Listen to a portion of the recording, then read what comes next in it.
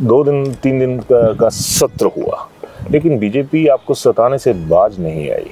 ये वो लोग हैं जो प्रदेश के हित में कभी भी साथ खड़े नहीं हुए। इसी आरडीजी के मुद्दे पर जब फाइनेंस कमीशन 15th और 16th की बात हुई थी, तो जो अभिनेता विपक्ष हैं जयराम ठाकुर, उस दौरान उन्होंने इसकी हिमायत की थी कि आरडीजी के बिना देखिए, जब 16वें वित्त आयोग के पास भी दिया तो कल प्रस्ताव में समर्थन में खड़े होने में क्या समस्या थी। अगर मैं ये कहूँ कि सियासी तौर पर डैमेज करने की कोशिश हो रही है, भले ही इसकी आड़ में प्रदेश के जो इंटरेस्ट हैं वो आ रहे हैं। सदन में गर्मा गर्मी कल इतनी बढ़ गई कि आपने कहा कि आप या तो समर्थन करिए, साथ में चलिए, या फिर आप जो मैं आंकड़े रख रहा हूँ सामने उनको सुनने के लिए तैयार रहिए। पर वो आंकड़े सुन के राजी नहीं थे, इसलिए हल्ला करना चाह रहे थे। अगर आरडीजी बंद होती है और जिस तरह से हिमाचल में पैटर्न है कि एक बार बीजेपी एक बार कांग्रेस, तो मान लीजिए कि इनकी सरकार आ जाती है 1 मिनट के लिए, मान लीजिए, तो ये चला पाएंगे इनकी 1 लाख करोड़ हमारी सरकार से ज्यादा मिला तब नहीं चला पाए, तो अब क्या चलाएंगे, उसके में तो बुरा हाल होगा इनका।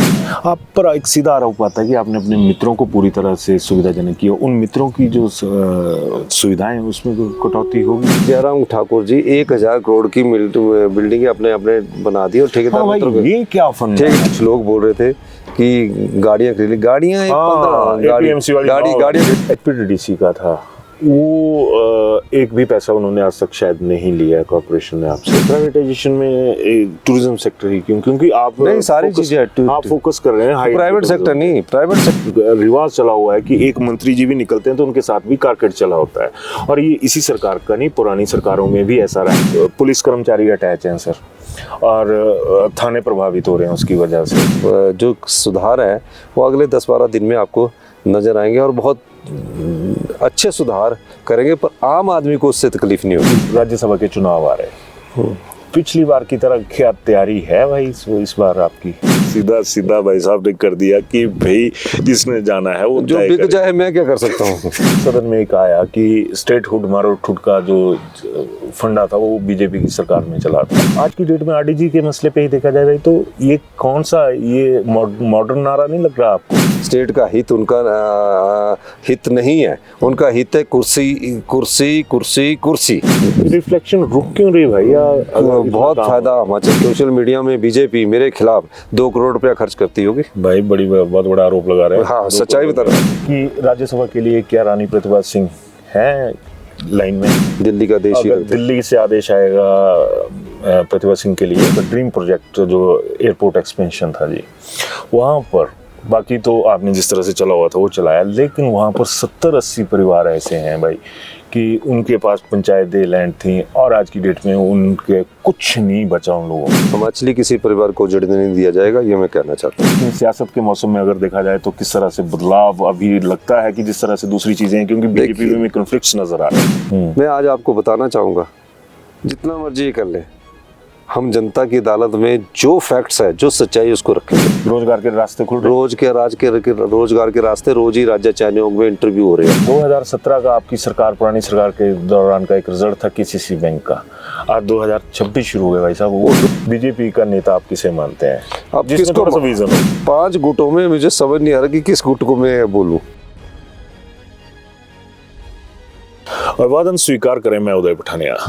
हिमाचल बहुत उबला हुआ है और उसके साथ जो राजनीतिक माहौल है वो भी बहुत ज़्यादा उबाल है उसमें। और आज इन्हीं तमाम मुद्दों पर मेरे साथ हैं मुख्यमंत्री श्री सुखविंदर सिंह सुक्खू जी, और आज इन्हीं से बात करेंगे तमाम मुद्दों पर कि आखिर हिमाचल का होगा क्या। इसलिए कह रहा हूँ क्योंकि अब जो हालात हैं उसमें सच में यही सवाल उठता है कि अब होगा क्या। सदन के भीतर भी जो कुछ हुआ वो आपको विजुअल्स में नज़र आ रहा होगा कि एक तरह से आमने सामने की लड़ाई थी, लेकिन हिमाचल की लड़ाई जो लड़ते हुए नेता दिखने चाहिए थे वो एक तरफ से नहीं दिखे। खैर भाई साहब, स्वागत आपका बहुत बहुत। नमस्कार। तो आरडीजी, इस मसले पे 2-3 दिन का सत्र हुआ, लेकिन बीजेपी आपको सताने से बाज नहीं आई। नहीं, ऐसा नहीं है। बीजेपी दुविधा में फंसी हुई है। अब आरडीजी कोई सरकार का मसला नहीं है जी, ये राज्य के जनता का मसला है। सरकारें तो आती रहती है, जाती रहती है। लेकिन प्रदेश हित सर्वोपरि होता है। मुख्यमंत्री बनते हैं, मुख्यमंत्री जाते हैं, आते हैं, मंत्रिमंडल बनता है, मंत्रिमंडल जाता है, मंत्रिमंडल आता है। लेकिन जब सरकार के द्वारा कोई मुद्दा लाया गया है और जनता का मुद्दा है, आरडीजी जनता से संबंधित मुद्दा है। और आरडीजी का मतलब ये है कि प्रदेश का 10,000 करोड़ प्रत्येक वर्ष कटेगा और 2026 से 31 तक ये 10-10 हजार करोड़ रुपया कटता जाएगा। और 1952 से लेकर ये आज तक सबको मिलता रहा। मतलब 77 साल में कितनी सरकारें आई, कितनी सरकारें केंद्र सरकार की बदल गई, लेकिन आरडीजी को कभी खत्म नहीं किया गया। आरडीजी क्या होता है? क्योंकि जो पहाड़ी राज्य हैं वो कभी भी रेवेन्यू सरप्लस नहीं हो सकते, एटलीस्ट हिमाचल तो नहीं हो सकता, क्योंकि हमारे पास संसाधन बहुत कम है। उद्योग जो हैं वो सिर्फ पंजाब की बाउंड्री के साथ आएंगे, बीच में कोई कुल्लू में उद्योग नहीं लगाएगा क्योंकि रॉ मटेरियल महंगा हो जाएगा, कोई हमीरपुर में नहीं लगाएगा, कोई बिलासपुर में नहीं लगाएगा, कोई शिमला के ऊपर में नहीं लगाएगा। बिल्कुल। तो जो उद्योग जो आएंगे वो सिर्फ हमारे जो चंडीगढ़ पंजाब के साथ लगती है, उसी में जैसे बद्दी आ गया, कालाम आ गया, संसारपुर टेरेस आ गया। हमारी 68% फॉरेस्ट भूमि है, 90% पहाड़ है, और हमारा 10,000 करोड़ हर साल का कट जाए तो किस पैमाने पर वित्त आयोग ने ये रिपोर्ट सबमिट की। और भारतीय जनता पार्टी का मुझे दुख इस बात का है, वो अपनी आंखों के सामने इस प्रदेश का 10,000 करोड़ रुपया कटता हुआ देख रहे हैं और उन्हें ये नहीं पता लग रहा कि इसका इम्पैक्ट क्या होगा। और मैं ये भी कहना चाहता हूँ, आरडीजी कोई सरकार का मुद्दा नहीं है, जनता का मुद्दा है। बिल्कुल है जी, इसलिए मैं ये कहना चाहता हूँ कि भारतीय जनता पार्टी ने जिस प्रकार कल इस जनता के हित के जो आरडीजी के जो संकल्प लाया था उसमें साथ नहीं दिया, ये हिमाचल के लिए बहुत दुर्भाग्य की बात है। ये वो लोग हैं जो प्रदेश के हित में कभी भी साथ खड़े नहीं हुए। नहीं, उस चीज़ से वाकिफ हूँ, लेकिन आपने कहा कि सरकारें आती हैं जाती हैं, मुख्यमंत्री आते हैं जाते हैं, लेकिन इसी आरडीजी के मुद्दे पर जब फाइनेंस कमीशन 15th और 16th की बात हुई थी, तो जो अभिनेता विपक्ष हैं जयराम ठाकुर, उस दौरान उन्होंने इसकी हिमायत की थी कि आरडीजी के बिना देखिए ये बात है, जब वो 15वें वित्त आयोग के सामने पेश हुए तो उन्होंने बोला कि आरडीजी हमारा अधिकार है। 16वें वित्त आयोग के पास भी कहा उन्होंने कि हमारी आय कभी बढ़ नहीं सकती है और हमारे आय के साधन बहुत कम है। बिल्कुल। तो हमें इस राजस्व की प्राप्ति होना जरूरी है और ये संविधान द्वारा दिया गया अधिकार है। जब 16वें वित्त आयोग के पास भी दिया तो कल प्रस्ताव में समर्थन में खड़े होने में क्या समस्या थी, ये मुझे समझ नहीं आया। मैं आपसे एक चीज़ जानना चाहूँगा कि ये तमाम चीज़ें हुई तो ये सियासत के लिए सियासत हो रही है, या फिर आपके, अगर मैं ये कहूँ कि सियासी तौर पर डैमेज करने की कोशिश हो रही है, भले ही इसकी आड़ में प्रदेश के जो इंटरेस्ट हैं वो आ रहे हैं? नहीं, एक दिन के लोग कहते हैं कि 17 राज्यों की बंद हुई। हाँ, मैं ये कहना चाहता हूँ कि 17 राज्यों को हिमाचल प्रदेश के साथ आंकलन नहीं करना चाहिए। सबसे ज़्यादा इफेक्ट उसका नागालैंड पर होगा, उसके बाद हिमाचल प्रदेश पर होगा, अरुणाचल पर होगा, त्रिपुरा पर होगा। हिल स्टेट की एक अपनी समस्या है, तो इन चीज़ों को ध्यान में रखना चाहिए। उन हिल स्टेट के साथ कई बड़े राज्य थे, उनको जीएसटी का कंपनसेशन, जीएसटी बहुत ज़्यादा मात्रा में मिलता है क्योंकि उनकी जनसंख्या ज़्यादा है, हमारी जनसंख्या कम है। हमें पहले बैट और एक्साइज के रूप में जो 4,000 करोड़ रुपए के करीब आता था, वो अब घटकर हमारा 150-200 करोड़ रुपए आ गया जीएसटी का में। और जो जीएसटी हमें कम मिलता है उसमें अगर हम 2015-16 का बेस ईयर मान के भी चले तो उसमें उस समय 17-18% की ग्रोथ हो रही थी।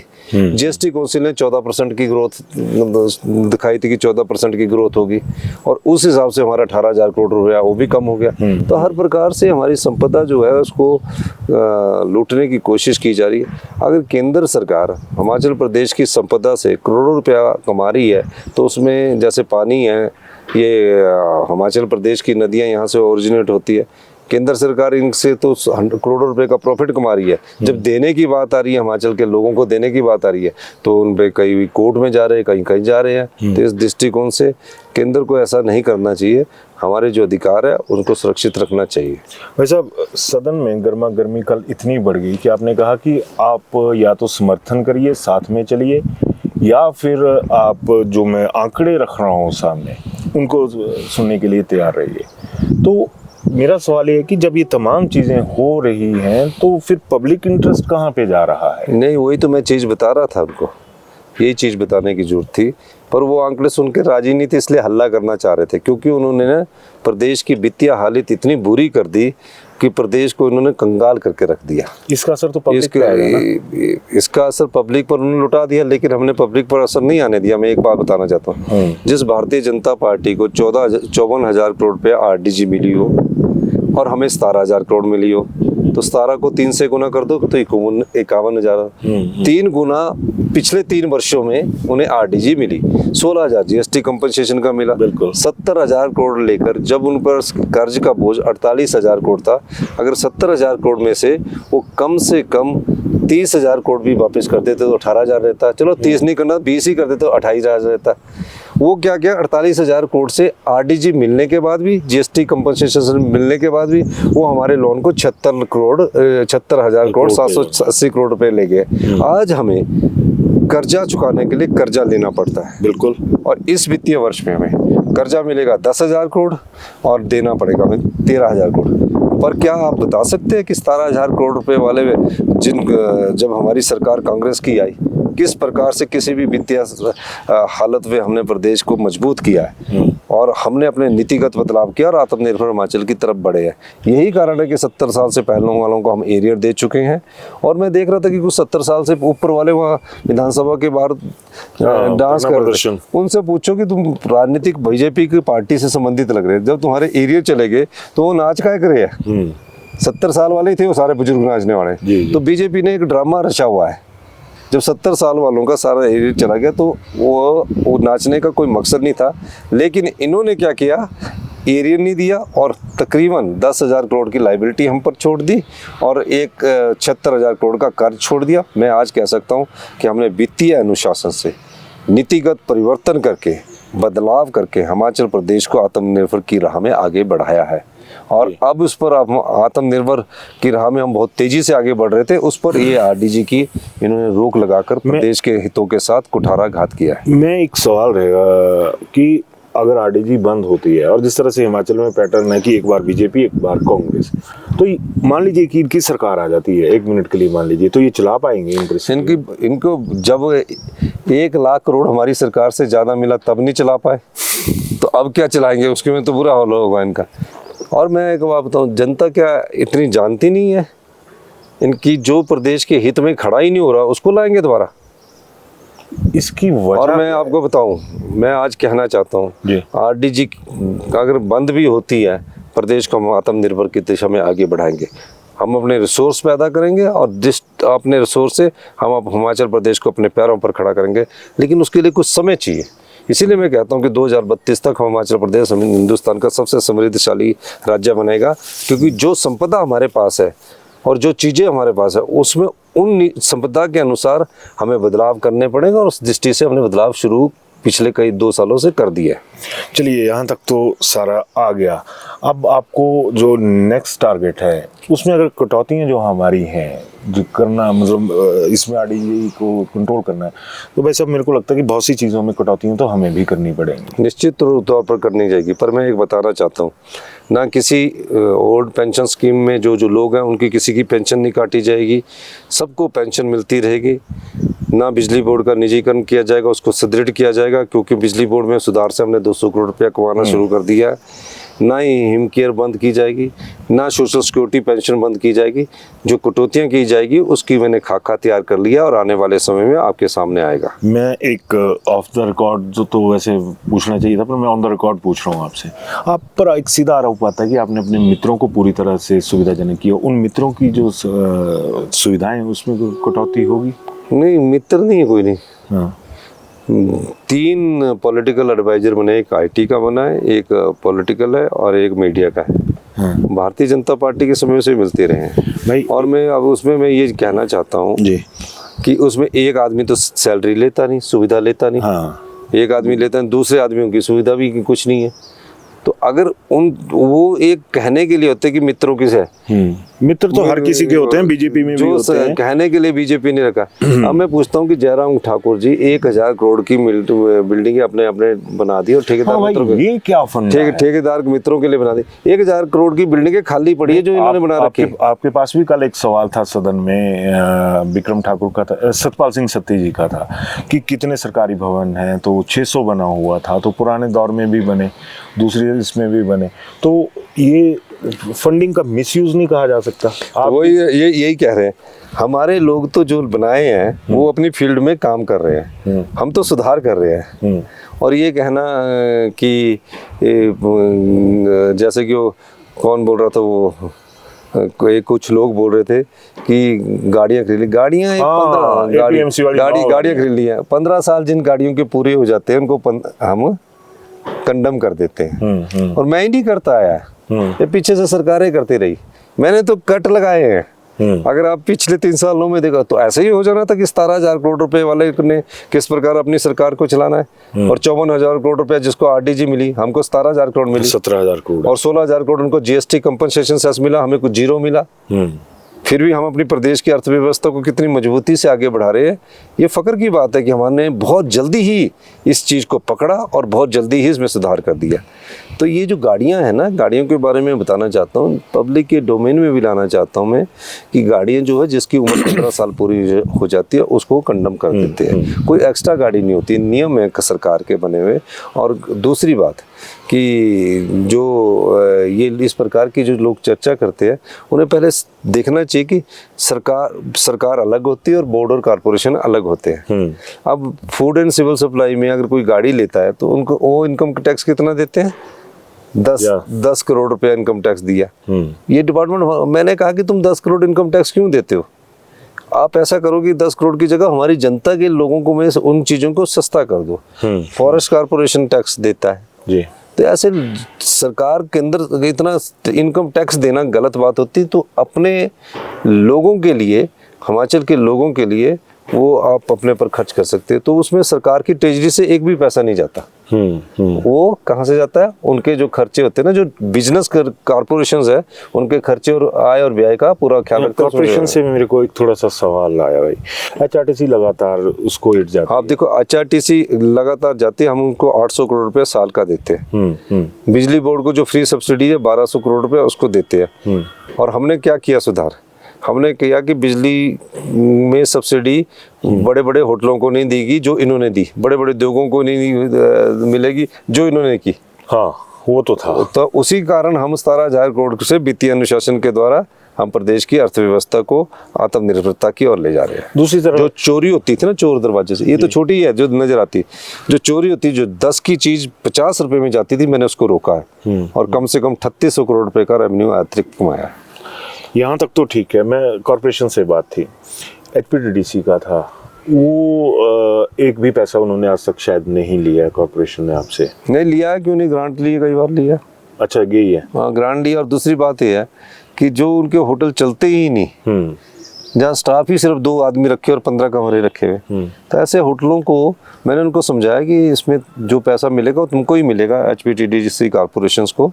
इनको तुम प्राइवेट को दे के, जो हाँ अब परमाणु का होटल उसमें कुछ चलता ही नहीं है। नहीं, उसमें ये आया था कि अगर उसको थोड़ा सा वो कर दिया जाए तो वो तो इंडस्ट्रियल एरिया का हब है। तो फिर जो अभी हमारे मेन शहरों में है, उनमें भी प्रॉफिट आ रहा है और दूसरे उनका प्रॉफिट, उससे एम्प्लॉयज की सैलरी पर भी फर्क पड़ेगा। तो जो दूर दराज के क्षेत्रों में बना दिए हैं उस समय के अनुसार, उनको प्राइवेट कर देना चाहिए और उसका पैसा टीडीसी में लगा देना चाहिए। प्राइवेटाइजेशन में टूरिज्म सेक्टर ही क्यों? क्योंकि आप नहीं, सारी चीजें आप फोकस कर रहे हैं। प्राइवेट सेक्टर नहीं कह रहा मैं, जो 5-6 होटल उनके डिसइन्वेस्टमेंट वाले बोल रहा हूँ मैं, वही तो उसी में चले जाएंगे। खैर, दूसरा उस पे आ रहा हूँ सर कि ये तो आ गया उस एंड पे। अब की जिस तरह से एक रिवाज चला हुआ है कि एक मंत्री जी भी निकलते हैं तो उनके साथ भी कारकट चला होता है, और ये इसी सरकार का नहीं, पुरानी सरकारों में भी ऐसा रहा है। तो क्या ये प्रोटोकॉल के तहत उनके साथ अब पुलिस कर्मचारी अटैच हैं सर, और थाने प्रभावित हो रहे हैं उसकी वजह से कि मंत्री जी निकल रहे हैं तो उनके आगे? मैं आपको सच बताऊं, हाँ जी, मैं तो पुलिस वाले 2 से ज्यादा अपने पास भी रखना नहीं चाहता, अपनी बात बता रहा हूँ। पता है वो मेरे को। और मैं जब एमएलए था तो मैंने कभी पीएसओ भी नहीं रखा। पर मैं जब मुख्यमंत्री की कुर्सी पर पहुंचा तो Z+ सिक्योरिटी आ गई गई। मुझे उसका ज्ञान नहीं था। तो मैं जब ओथ लेनी थी तो मेरा नाम घोषित हुआ, तो मैंने बोला मैं चला अपना घर में चला, मैं सुबह तैयार होके आऊँगा। तो यहाँ स्ट्रॉबेरी हिल में मेरा घर था, तो मैं वो जाने लगा तो पुलिस वाले भी, मैंने बोला तुम इतने सारे कहाँ जाओगे? कहते नहीं जी हमको तो रहना पड़ेगा। तो मैंने बोला इतना तो मैं घर में नहीं रख सकता, तो मुझे पीटर होम में रुकना पड़ा। और पीटर होम में फिर मेरे सारे कपड़े आए। फिर उसके बाद मैंने 11 दिसंबर को ओथ ली। तो मैंने पूछा कि अभी मैं कई बार ना जब वॉक करने निकलता हूँ तो 4 गन वाले आगे 4 पीछे, मुझे नहीं अच्छा लगता। और आपने भी एक चीज और देखनी, क्या शिमला में मैं 3 साल से इलेक्ट्रिकल गाड़ी में चलता हूँ। बड़ी गाड़ी का मुझे शौक नहीं है, बड़ी गाड़ी का शौक नहीं है। पर मुख्यमंत्री के तौर पर मैंने कभी भी ये नहीं कहा कि ये होना चाहिए। जब आपदा आई थी तो अब कई सुधार करने की जरूरत है। जो सुधार है वो अगले 10-12 दिन में आपको नजर आएंगे और बहुत अच्छे सुधार करेंगे, पर आम आदमी को उससे तकलीफ नहीं होगी। माना जाए कि मंत्रियों के आगे जो पुलिस की गाड़ियां भागती हैं वो रुक जाएंगी, क्योंकि देखिए खर्चे की कटौती तो होगी। नहीं, ये जो खर्चा ना ये तो एक सुधार के रूप में देखते हैं, लेकिन जो खर्चा है ना इसको आप एक सुधार के रूप में देखते हैं। लेकिन मैं ये जो इस खर्चे के अलावा ना सरकार में बहुत ऐसे खर्चे जो दिखाई नहीं देते। गाड़ियां दिखाई देते हैं, मंत्रिमंडल के साथ दिखाई देते, पर कुछ ऐसे खर्चे जो दिखाई नहीं देते। मैं उन खर्चों को बंद करना चाहता हूँ, हम खुद ही आत्मनिर्भर हो जाएंगे। चलिए थोड़ा सा पहलू से दूसरी तरफ जा रहा हूँ, आपने श्रीनगर भी निकलना है। तो बड़ी बात यह है कि जो इस वक्त का राज्यसभा के चुनाव आ रहे हैं, पिछली बार की तरह क्या तैयारी है भाई इस बार आपकी? नहीं, क्यों तैयारी करने की जरूरत ही नहीं है। हम तो जो हमारी विचारधारा से जुड़े लोग रहेंगे, जो जाना चाहते जाए, ओपन। हाँ, कोई ऐसा नहीं राज्यसभा के लिए कोई नहीं। राज्यसभा हम जीतेंगे, पर मैंने बोला कि किसी की मानसिकता अगर कोई बिकी जाए तो मैं क्या कर सकता हूँ? सीधा भाई साहब ने कर दिया कि भाई जिसने जाना है वो जो बिक जाए, मैं क्या कर सकता हूँ उसमें मैं क्या कर सकता हूँ? पीछे भी बिके, पर वो टारगेट हिट नहीं हुए थे ना फिर बाद में। नहीं, चलो अब मैं तो ये कहता हूँ कि हमें जनता ने कांग्रेस पार्टी की विचारधारा को 5 साल के लिए चुनकर गया, और 5 साल हम अपनी लोगों की सेवा करें, गरीब आदमी तक हमारा जो विकास है पहुंचे, किसान की मदद करें, महिलाओं को सम्मान करें और युवाओं को रोजगार के अवसर पैदा करें। ये हमारी सरकार की प्राथमिकता है। तो ठीक है, मैं थोड़ा सा एक पॉलिटिकल उस पे चलता हूँ। कल सदन में एक आया कि स्टेटहुड मारोठुड का जो फंडा था वो बीजेपी की सरकार में चला था, कि जब स्टेटहुड की बात आई थी तो ये नारा उठा था, बीजेपी ने भी बहुत बड़ा प्रतिरोध किया। आज की डेट में आरडीजी के मसले पे ही देखा जाए भाई, तो ये कौन सा ये मॉडर्न नारा नहीं लग रहा आपको? आपकी क्या राय है? बिल्कुल ठीक है, ये बीजेपी ने कल साबित कर दिया। 15वें वित्त आयोग के लिए आरडीजी की सिफारिश कर रहे थे, 16वें वित्त आयोग में जो अभी जिसमें आरडीजी कटी उसमें आरडीजी की सिफारिश कर रहे थे, और कल आरडीजी के समर्थन में जो संकल्प लाया गया था उसमें वो उनके साथ नहीं खड़े हुए। इसका मतलब है कि स्टेटहुड मारोठुड, बिल्कुल सही कहा, स्टेट का हित उनका हित नहीं है, उनका हित है कुर्सी कुर्सी कुर्सी कुर्सी, और कुर्सी में बैठकर फिर जनता की संपदा को लुटाना। बड़के यह कुर्सी पीछे इन्हें लगा था भी सांझे ब्याग ही बोलते ना, सांझे ब्याग लगी तो क्या है? कुर्सी में 20 जीवन के बचपन से स्टूडेंट्स लाइफ में हूँ। हाँ।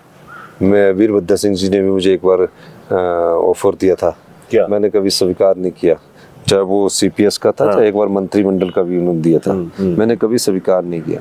कुर्सी मेरे जीवन का उद्देश्य नहीं है, मेरे जीवन का उद्देश्य जनता की सेवा है, और मैं उस सेवा में कर रहा हूँ उन लोगों, और उस सेवा के मैं उदाहरण दे सकता हूँ। कोई अनाथ बच्चों की सुध लेने वाला नहीं था, बिल्कुल ये बात मानता हूँ, विधवे बच्चों की सुध लेने वाला नहीं था।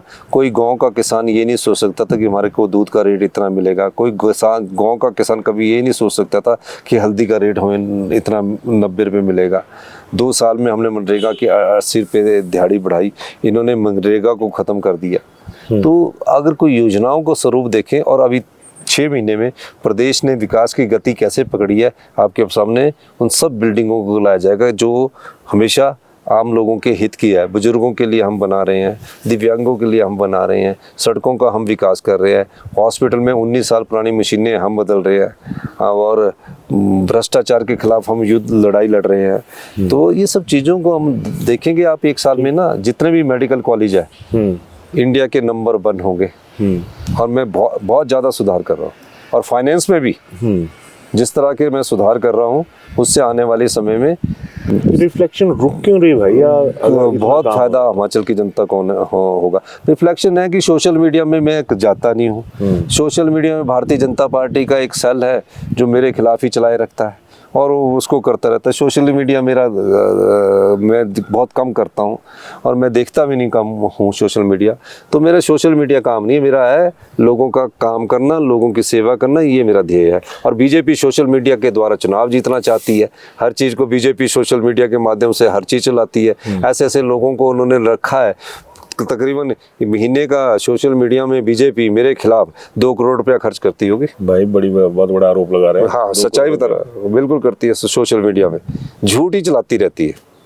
चलिए अब मैं फटाफट दूसरे से उस पे आ जाता हूँ कि राज्यसभा के लिए क्या रानी प्रतिभा सिंह है लाइन में, या फिर दिल्ली से ही कोई आदेश आएगा? नहीं, वो तो दिल्ली से ही आता है। हम तो दिल्ली का देश ही अगर रखते हैं। दिल्ली से आदेश आएगा प्रतिभा सिंह के लिए तो बिल्कुल है, क्यों नहीं है। वो हमारी प्रदेशाध्यक्ष रही है।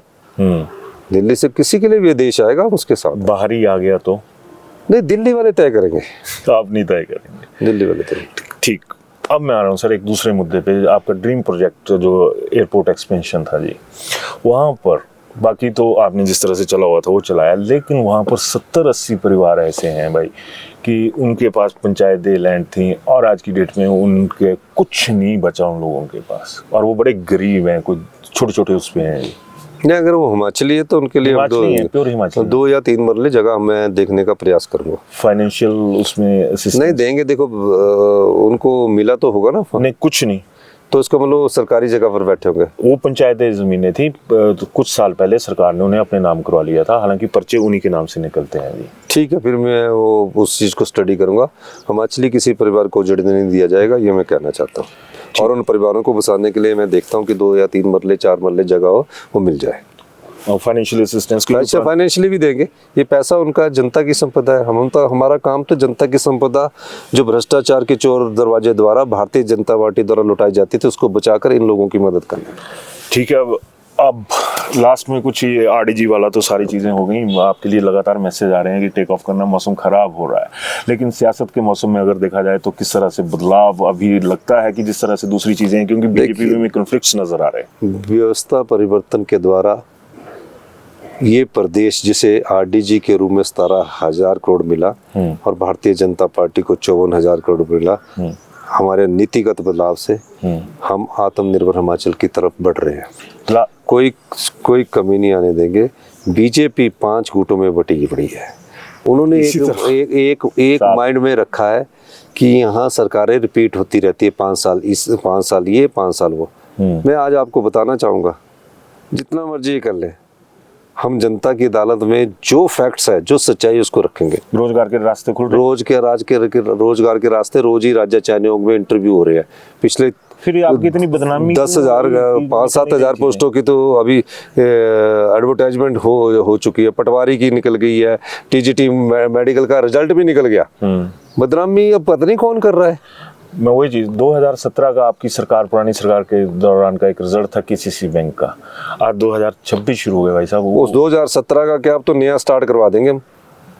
अब मतलब रोजगार के दरवाजे खुलेंगे। रोजगार के दरवाजे तो खुल गए भैया। आप राज्य चयन आयोग में जाकर ये जो अपना ब्लैक एंड व्हाइट है ना, उसको बताओ कि कहाँ लेके गए हैं। आप रोजगार के रोजगारों की आप बात करें, रोजगार के दरवाजे सब प्रकार से खुले हैं। मैं आउटसोर्स को कम करना चाहता हूँ, उस दृष्टिकोण से भी मैं सोच रहा हूँ। चलिए लास्ट सवाल, पॉलिटिकल आदमी है, पॉलिटिकल सवाल, लास्ट सवाल ले रहा हूँ। बीजेपी का नेता आप किसे मानते हैं?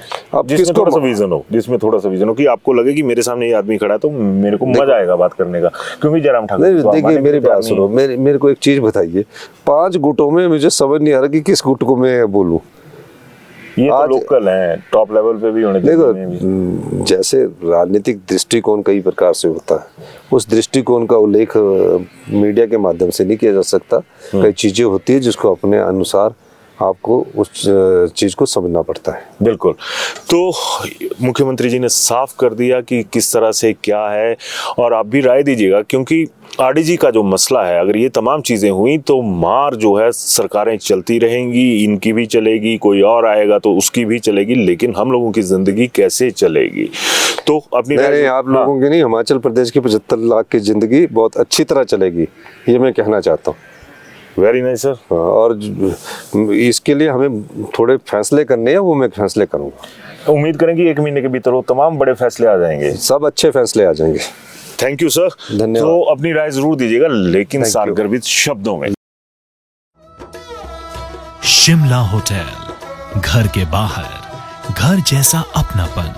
अपने वेकेशंस को सुनहरी यादों में पिरोएं शिमला होटल के साथ। राजसी वैभव और राजस्थानी आव भगत, जो देगी आपको एक रॉयल फील। हिमाचल वासियों के लिए जयपुर में ठहरने का अपना hotel, Shimla hotel. Heritage above 1, हवा महल रोड, चांदी की टकसाल, जयपुर।